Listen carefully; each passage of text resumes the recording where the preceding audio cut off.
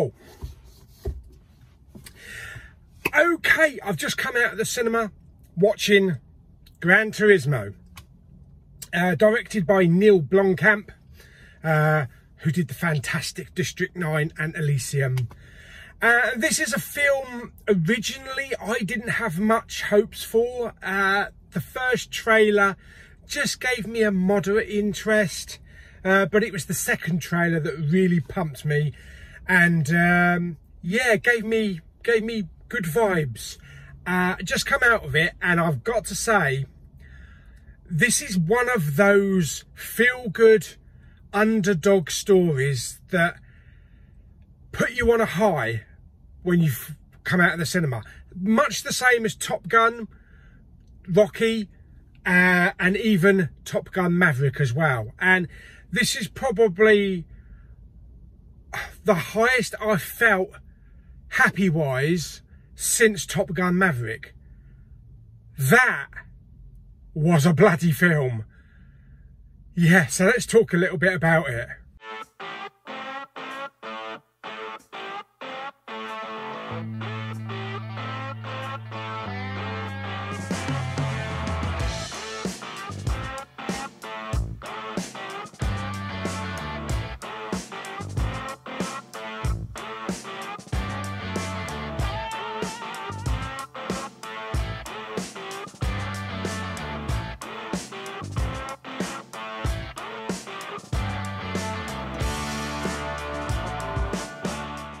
Okay, so Gran Turismo, directed by Neil Blomkamp, starring David Harbour and also starring Orlando Bloom. Forgive me, I can't remember the name of the young guy that played the lead character of Jan Mardenborough. Now, this is based on a true story of a young guy that did nothing but play racing games in his bedroom in Cardiff. Now, I've never played Gran Turismo, the game, but I do remember back in my youth, back in the 80s, in the amusement arcade, playing pole position for hour on end. And I've always had this love for racing car games. I may not play them or have a console, but I've always enjoyed playing racing car games. And this story is about this young guy who he's plucked from obscurity of playing games in his bedroom, gets the chance to enter this competition hosted by Nissan and go on and drive real sports cars in a race. Now, the film is 2 hours and 15 minutes. It really doesn't feel it. A few people have said that they wish that it was half an hour shorter, but no, I don't. That 2 hours and 15 minutes flew by. There was no bad pacing. Everything was paced perfectly. A bit of weird casting, I've got to say. Now, Jimon Hounsou was in it as his dad, but a strange casting was Ginger Spice as his mum. It took me a little while to get used to it. Yeah, I don't understand the strange casting choice on that, but it didn't detract from the overall film. She was in it for very little anyway. But as I say, this is a fast-paced film. What I loved about it was how we saw the racing cars. You know, in real life, the cars going around the track, it would have like the little lights and the little fifth place above the car, like you would have in the game, so that you could tell who was driving. It didn't put you off at all, and it was a nice little touch that they added there to combine the game and real life. Now, Orlando Bloom plays a marketer for Nissan, who's put this whole plan into action to get a group of men and women and throw them into this competition to see who can come out on top and basically drive for Nissan. David Harbour plays a car mechanic, an engineer who used to be a driver back in his day, but he's brought in to train these potential drivers and take them through to the championships. Now, props off to the young guy that actually played Jan in this film. He did a brilliant job, very convincing. And I've got to say, Orlando Bloom was good, but David Harbour, holy crap, this basically was David Harbour's film. He was fantastic. I don't think I've seen him this great since Stranger Things, since the early seasons of Stranger Things.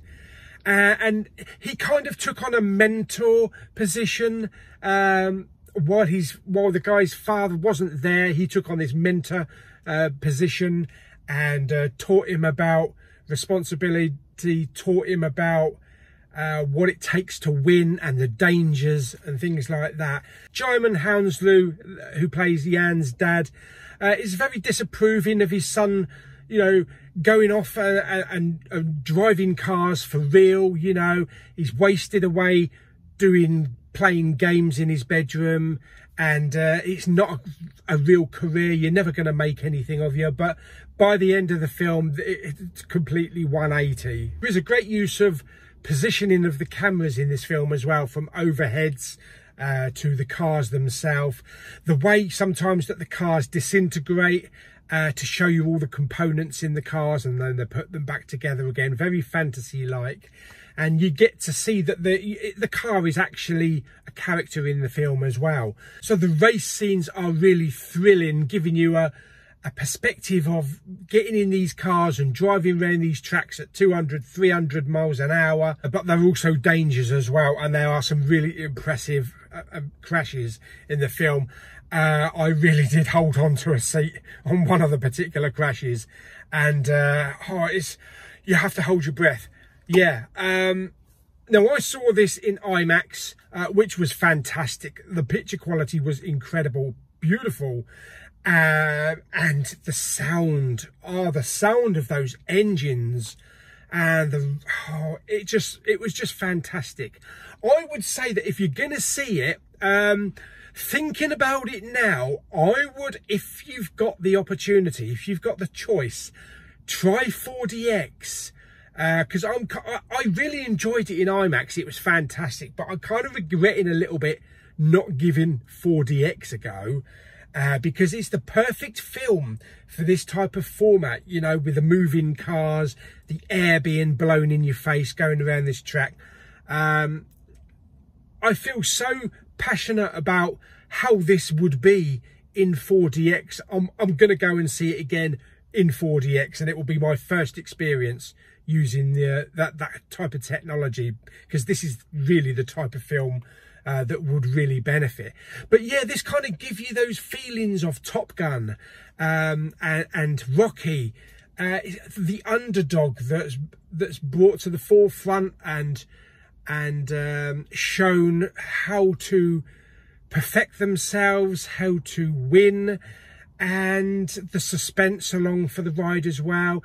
There was also a character in it that kind of like reminded me of Iceman in the original Top Gun, and it had that fulfilling feeling, which I haven't had that high since Top Gun Maverick. So this is definitely a film that you should enjoy. You don't even have to be a fan of racing. It's a great character film. It's a story about the journey of an underdog and their journey, and you know, the highs and lows that they go through along the way. So yeah, this was a great film. This was a truly great film. I was never expecting to feel about this film the way that I do, but this is in my top 5 of the year. I never would have imagined to put this in a top 5 film of 2023. So I had so much fun with this. It was a great experience. The sound, the vision, everything was perfect. The editing was great. Neil Blomkamp's direction was fantastic. Just a truly great film. A truly great film. Yeah, so there we go. So that is my thoughts on Gran Turismo, directed by Neil Blomkamp, and to be watched on the big screen, the biggest screen you can, and preferably, if you can, 4DX. Even Screen X, to have the screens around your side, would be good as well. But I will let you know when I go to see it again in 4DX in a week or two, and I'll share my experience maybe get a bit of video footage as well. So there we go. So I hope you enjoyed my video. Like the video by giving it some thumbs up. Don't forget to subscribe, comment and share, and I'll see you on the next video very soon. Bye bye.